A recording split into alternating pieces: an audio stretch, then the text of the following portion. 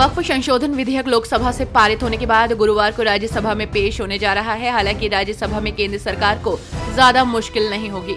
NDA में शामिल JDU, TDP, Shiv Sena, Eknath Shinde और एनसीपी का समर्थन मिलेगा। संसदीय और अल्पसंख्यक मामलों के मंत्री किरण रिजिजू आज दोपहर 1 बजे राज्यसभा में वक्फ संशोधन बिल को पेश करेंगे। महाराष्ट्र के मुख्यमंत्री देवेंद्र फडणवीस ने 3 प्रमुख दलों के गठबंधन के बीच शक्ति राजनीति में संतुलन बनाए रखने के लिए अधिकारों का समान वितरण सुनिश्चित किया है।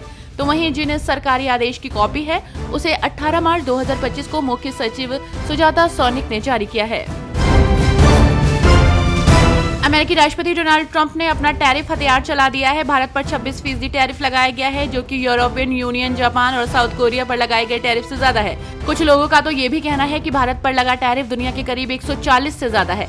अब आप समझ सकते हैं कि भारत पर जो टैरिफ लगा है वो किसी भी सूरत में कम नहीं है।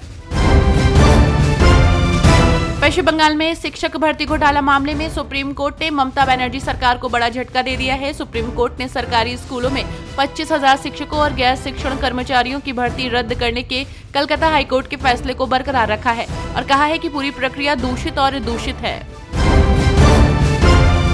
कांग्रेस पार्टी के नेता और टोंक से विधायक सचिन पायलट युवाओं को काफी पसंद आते हैं। उनकी लोकप्रियता समाज और लोगों के बीच देखी गई है, लेकिन हाल ही में उनकी फैन फॉलोइंग हरियाणा की सरपंच के रूप में सामने आई है।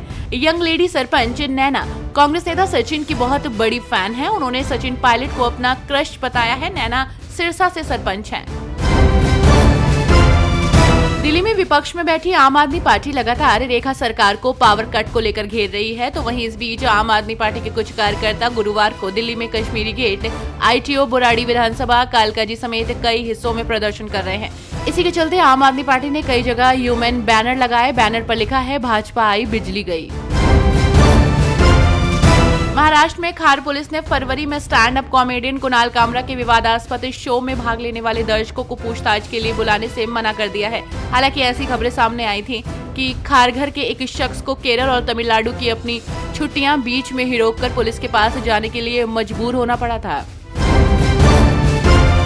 कांग्रेस आज के दौर में मंडल कमंडल की राजनीति की तर्ज पर बीजेपी से टकराने को लेकर तैयार है। अब कांग्रेस ने बिहार के नए जिला अध्यक्षों की लिस्ट जारी की है, जिसमें राहुल गांधी के नारे जिसकी जितनी भागीदारी उसकी उतनी हिस्सेदारी को कमोबेश लागू करने की कोशिश दिखाई पड़ती है।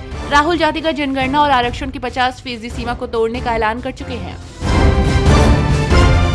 मुंबई पुलिस के कंट्रोल रूम को धमकी भरा कॉल आने के बाद हड़कंप मच गया है। कॉलर ने दावा किया है कि वो आतंकी कसाब का भाई बोल रहा है और मुंबई पुलिस मुख्यालय को उड़ा देगा।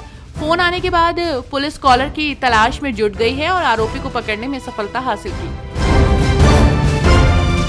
वक्फ संशोधन विधेयक पर एक तरफ संसद में गर्मागर्म बहस हो रही है तो बाहर भी सियासी पारा हाई है।